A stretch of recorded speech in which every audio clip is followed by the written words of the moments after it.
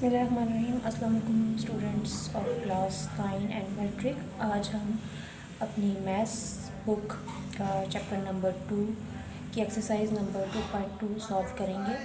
Chapter number 2 जैसे कि इसका नाम, इस चैप्टर का नेम है system of real number, exponent and radicals.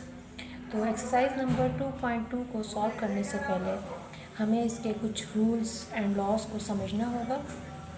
तो हम पहले इसके लॉस ऑफ एक्सपोनेंट जो कि इस चैप्टर की तमाम एक्सरसाइजेस पर अप्लाई होंगे उनको अच्छी तरह डिस्कस कर लेते हैं, उनको समझ लेते हैं। एक्सपोनेंट में हमारे पास जो फर्स्ट लॉ है वो है कि जब बेसिस आपस में मल्टीप्लाई होती हैं, ये आपको ए नज़र आ रहा है, इसके ऊपर पावर फर्स्ट ए पर पावर एम है, फिर मल्टीप्लाई है, फिर सेकंड ए पर पावर एन है। तो ये जो बड़ा नंबर आपको नज़र आ रहा है, जो बड़ी वैल्यू, जो बड़ा अल्फ़ाबेटिकल नज़र आ रहा है, ये है, इसको हम बेस कहते हैं, और जो पावर होती है इसको हम एक्सपोनेंट कहते हैं। लॉस ऑफ एक्सपोनेंट यानी कि एक्सपोनेंट्स पावर्स को कहा जाता है एक्सपोनेंट्स के कवानीन। तो यहाँ पर जब बेसिस मल्टीप्लाई होती हैं तो पावर्स ऐड होती हैं, यानी कि यहाँ पर m और n आ रहा था, क्योंकि ये अल्फ़ाबेटिकल है, नंबर नहीं है, तो ये एज इट इज़ लिखे जाएंगे m + n।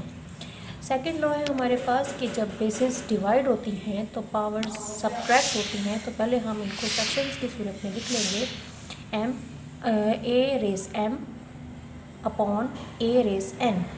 तो इनकी पावर्स जब बेसिस सेम हैं और डिवाइड हो रही हैं तो इनकी पावर्स सब्ट्रैक्ट होंगी, यानी कि माइनस होंगी। थर्ड लॉ है हमारे पास कि जब ब्रैकेट के अंदर बेस पर एक पावर हो और ब्रैकेट के बाहर भी एक पावर हो तो उन दोनों पावर्स में कौन सा अमल होता है? मल्टीप्लिकेशन हो रही होती है, उन पावर्स में मल्टीप्लिकेशन होती है। तो दोनों अंदर वाली पावर और बाहर वाली पावर मल्टीप्लाई की फॉर्म में लिखी जाएगी। फोर्थ लॉ है हमारे पास कि अगर किसी बेस की पावर 0 हो तो वो पूरी वैल्यू जो है वो 1 के इक्वल होती है। फिफ्थ लॉ है हमारे पास कि जब बेसिस डिफरेंट हो और उन पर होल पावर हो तो होल पावर इस चीज़ को शो करती है कि वो पावर उन दोनों बेसिस पर शो की जाएगी, यानी कि m पावर जो कि होल पावर है ब्रैकेट के बाहर लिखी हुई है, तो इसका मतलब है ये पावर m a पर भी है और b पर भी शो की जाएगी। उसके बाद जब बेसिस डिफरेंट हो, डिवाइड हो रही हो और उन पर होल पावर हो, तो इसका मतलब है कि वो डिवाइड में भी दोनों पर a और b पर वो शो की जाएगी। तो यहाँ पर a पर भी m है और b पर भी m है। उसके बाद हम अपनी एक्सरसाइज पर आ जाते हैं। एक्सरसाइज नंबर 2.2 का फर्स्ट क्वेश्चन है right the base and exponent in each of the following. तो हम इस सिंपल फर्स्ट क्वेश्चन में सिर्फ ये बताना है कि इसमें बेस कौन सा नंबर है, बेस पे कौन सा नंबर लिखा गया है और एक्सपोनेंट पर कौन सा नंबर रखा गया है। तो यहाँ पर बेस जो है वो हमारे पास 7 है, आपको नज़र आ रहा है, बेस बड़ी है और पावर छोटी होती है, तो जो बड़ा नंबर है वो बेस कहलाएगा, यानी कि 7 बेस है और एक्सपोनेंट हमारे पास 15 है। नेक्स्ट क्वेश्चन नंबर 2 पर जो बेस है हमारे पास वो है -89 -189 या 89 भी कह लें। तो ये हमारे पास बेस है -189 और एक्सपोनेंट हमारे पास जो पावर है वो है 10। नंबर 3 पार्ट पे देखें कि बेस 108 है और एक्सपोनेंट 64 है। Question number 2 indicate which of the following are positive real number and which are negative real number. तो यहाँ सिर्फ सिंपल हमें ये बताना है कि कौन से नंबर जो हैं वो पॉजिटिव हैं और कौन से नेगेटिव रियल नंबर हैं। तो आपको नज़र आ रहा है कि यहाँ पर अगर बेस चाहे आपकी इवन या ऑड कुछ भी हो, लेकिन अगर आपकी पावर इवन है तो वो पॉजिटिव रियल नंबर कहलाएगा। जैसे कि यहाँ पर 8 बेस है और इसका जो एक्सपोनेंट है वो 4 दिया गया है, तो इसका मतलब है ये पॉजिटिव रियल नंबर है। क्योंकि अगर यहाँ पर इसके साथ माइनस भी होता तो जब आप इसको मल्टीप्लाई करेंगी 4 टाइम तो वो पॉजिटिव में ही चेंज हो जाएगा, पॉजिटिव बन जाएगा, पॉजिटिव नंबर बन जाएगा। और नेक्स्ट नंबर 2 पे हमारे पास है -113 और इसकी जो एक्सपोनेंट है वो 107 है, यानी कि एक ऑड नंबर है, तो इसलिए ये इसको आप मल्टीप्लाई भी करेंगी 107 टाइम तो ये माइनस ही रहेगा, ये पॉजिटिव में कन्वर्ट नहीं होगा। तो इसका हम आंसर लिखेंगे नेगेटिव रियल नंबर, कि ये एक नेगेटिव रियल नंबर है। सिंपल, बस आपने ये देखना है कि अगर बेस पर माइनस भी होगा लेकिन पावर उसकी इवन में होगी, यानी कि इवन नंबर उन नंबर्स को कहते हैं जो 2 से डिवाइड हो जाते हैं या 2 के टेबल में आते हैं। तो अगर ऐसी कोई वैल्यू इवन नंबर में पावर में होगी तो वो वैल्यू पॉजिटिव रियल, तो वो नंबर पॉजिटिव रियल नंबर कहलाएगा। क्वेश्चन नंबर 3 में हमें बस ये बताना है which is the correct way of finding the value of 38 multiply by 83, और इस पर 9 पावर 83 पर 9 पावर बताई गई है। फर्स्ट वे में लिखा हुआ है कि वी फर्स्ट के क्या हम पहले 38 को 83 से मल्टीप्लाई करेंगे, then the 9th power of this product, तो फिर जो इन दोनों का मल्टीप्लिकेशन की जो प्रोडक्ट आएगी फिर उनकी 9 पावर फाइंड करेंगे। सेकेंड वे में लिखा हुआ है, सेकेंड वे में दिया गया है we first find the 9th power of 83 and then multiply it with 38। तो हमारा सेकेंड वे जो है वो करेक्ट है, क्योंकि हमें यहाँ पर 83 की 9 पावर पहले फाइंड करनी है, उसके बाद जो आंसर आएगा उसको हम 38 से मल्टीप्लाई करेंगे।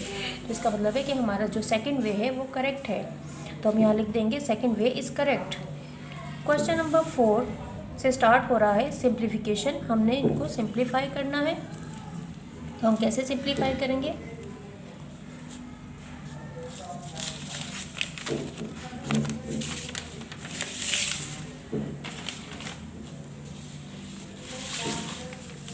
तो हम इसको कैसे सिंप्लीफाई करेंगे, यहाँ पर -91 है और आपको पता है कि इसका जो एक्सपोनेंट है वो 4 है, तो ये पॉजिटिव रियल नंबर है, तो इसको हम मल्टीप्लाई भी करेंगे तो इसका माइनस जो है वो कैंसिल हो जाएगा, रिमूव हो जाएगा।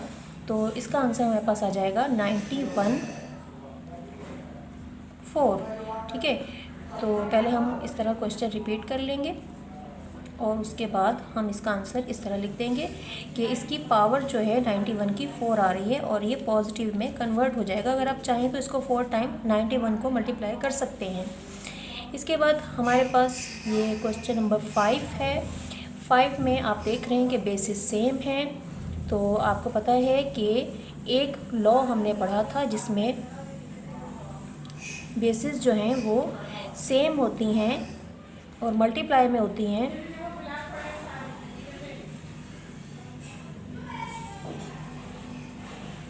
तो पावर क्या होंगी, बेस 1 टाइम लिखी जाएगी और पावर्स आपस में ऐड होंगी। तो ये लॉ यहाँ पर अप्लाई हो रहा है कि बेसिस सेम है और पावर ऐड होंगी। तो हम यहाँ पर इसका सॉल्यूशन कैसे करेंगे, फर्स्ट ऑफ ऑल हम क्वेश्चन रिपीट कर लेंगे। 5 की पावर 2 है, उसके बाद हम 5 को 1 टाइम लिखेंगे, 4 छोटा सा लिख देंगे क्योंकि पावर है 4 + 2 और 5 की पावर आ जाएगी हमारे पास 6। उसके बाद क्वेश्चन नंबर 6 में देखें, यहाँ पर भी बेसिस सेम है, तो यहाँ पर भी हम वही अमल दोहराएंगे कि हमने यहाँ पर क्वेश्चन रिपीट कर लिया, a⁴, a⁵,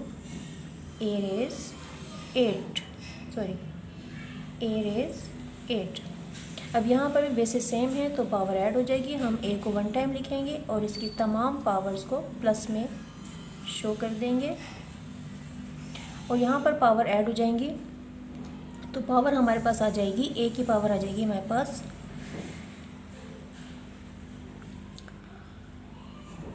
15, तो a की पावर हमारे पास यहाँ पे 15 आ गई। नीचे हमारे पास डिफरेंट बेसिस हैं लेकिन ये भी रिपीट हो रही हैं। a 2 टाइम रिपीट हो रहा है, इसी तरह b भी 2 टाइम रिपीट हो रहा है और c भी 2 टाइम रिपीट हो रहा है। तो हम इनको सॉल्यूशन में 1 टाइम ही शो करेंगे। a multiply by b square multiply by c cube multiply by b cube multiply by a⁵ multiply by c square. उसके बाद हम इनको 1 टाइम ही लिखेंगे और इनकी पावर्स को ऐड कर देंगे। यहाँ कोई पावर नहीं है, जब कोई पावर नहीं होती किसी बेस की तो उसकी पावर कितनी होती, 1 होती है, तो 1 लिखेंगे यहाँ पे। यहाँ हम आगे हम तलाश करेंगे कि a पर कितनी पावर आ रही है, तो a की पावर है 5 यहाँ पर मल्टीप्लाई। अब हम b लिखेंगे, दूसरा अल्फ़ाबेटिकल दूसरा वेरिएबल लिखेंगे, तो फर्स्ट b जो है हमारे पास उसकी 2 पावर है और सेकंड b जो है हमारे पास उसकी 3 पावर है, तो दोनों ऐड हो जाएंगी। उसके बाद मल्टीप्लाई लिखेंगे c की जो फर्स्ट पावर है वो है 3 और सेकंड पावर है 2, तो ये दोनों ऐड हो जाएंगी। अब हम इनकी पावर्स को ऐड करके लिख लेंगे। a की पावर 6 आ गई मल्टीप्लाई बाय b की पावर 5 आ गई एंड c की पावर जो है वो भी 5 आ जाएगी। Is that clear? और ये हमारा आंसर है। तो ये हमारे आंसर्स आ गए। उसके बाद नेक्स्ट क्वेश्चन हमें नज़र आ रहा है, बेसिस डिफरेंट है और पावर है इस पर होल पावर है। तो यहाँ पर भी एक्सपेरेंट का एक रूल है जो मैंने आपको बताया था कि अगर a मल्टीप्लाई बाय b हो और उनकी पावर हो m, तो वो पावर दोनों पर ही शो होगी। तो यहाँ पर दोनों पर पावर आ जाएगी 8 मल्टीप्लाई बाई 3 होल पावर है 4। इसका मतलब है 8 पर भी 4 है मल्टीप्लाई बाय 3 पर भी 4 है।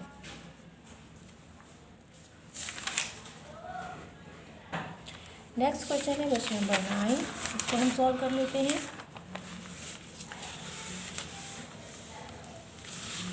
क्वेश्चन नंबर 9 में आपने देखा कि ये दोनों माइनस और माइनस प्लस हो जाएगा। पहले फर्स्ट टाइम हम इसको ऐसे ही लिखेंगे, एज इट इज़ लिखेंगे, मल्टीप्लाई बाय -5 होल पावर है क्यूब। और यहाँ पर क्या होगा कि यहाँ पे हम माइनस को कैंसिल कर देंगे। फर्स्ट टाइम हम ऐसे लिखेंगे 4 मल्टीप्लाई बाय 5 होल क्यूब।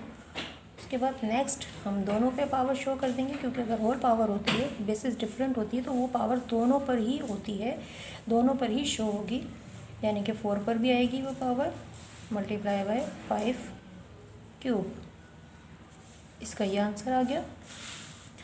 उसके बाद नेक्स्ट क्वेश्चन है क्वेश्चन नंबर 10। इस पर भी वही अमल करेंगे हम कि a पर भी 13 आ जाएगा, होल पावर 13 है, और b पर भी हमारे पास 13 आ जाएगा।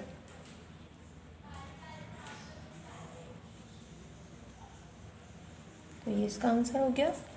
उसके बाद नेक्स्ट क्वेश्चन है हमारे पास कि 3 मल्टीप्लाई बाय y लिखा हुआ है और होल पावर 5 है।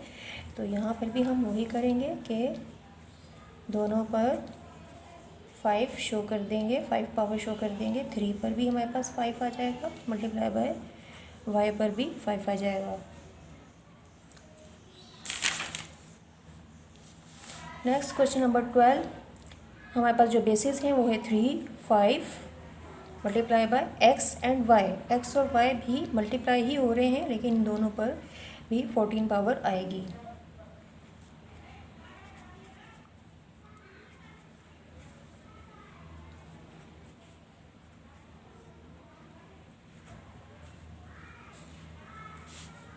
तो यहाँ पर हमारे पास 3 पे पावर आ जाएगी 14, अलग अलग सब पे पावर हम शो कर देंगे। 5 पे 14 आ जाएगा मल्टीप्लाई बाय x पे अलग हम लिखेंगे 14 मल्टीप्लाई बाय y पे भी हम 14 लिख देंगे।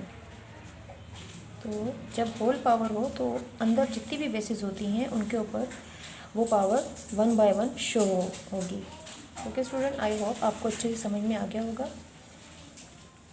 अगर आपको मेरी वीडियो अच्छी लगी हो तो मेरे चैनल को सब्सक्राइब करें और अपने फ्रेंड्स और फैमिली के साथ इसको शेयर करें। स्टूडेंट, अल्लाह हाफिज़ एंड टेक केयर।